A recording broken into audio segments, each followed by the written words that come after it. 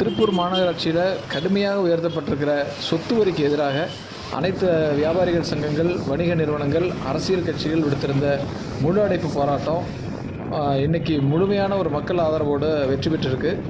எந்த ஒரு அமைப்பையும் அரசியல் கட்சியும் சாராத பொதுமக்களும் வியாபாரிகளும் கூட தாமாக முன்வந்து இந்த முழு அடைப்பு போராட்டத்தில் கலந்துக்கிட்டு தங்களுடைய கடைகளை அடைத்து வியாபாரங்களை நிறுத்தி தங்களுடைய எதிர்ப்பை முழுமையாக பதிவு செஞ்சுருக்கிறாங்க.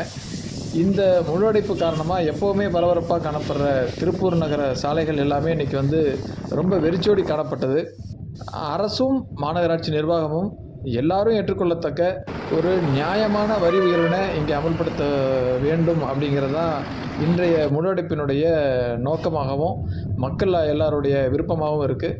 அரசும் மாநகராட்சி நிர்வாகமும் இதை முழுமையாக கவனத்தில் வச்சுக்கிட்டு வரிகளை குறைச்சி அமல்படுத்துகிறோம் அப்படிங்கிறது தான் நம்முடைய வேண்டுகோளும் கூட.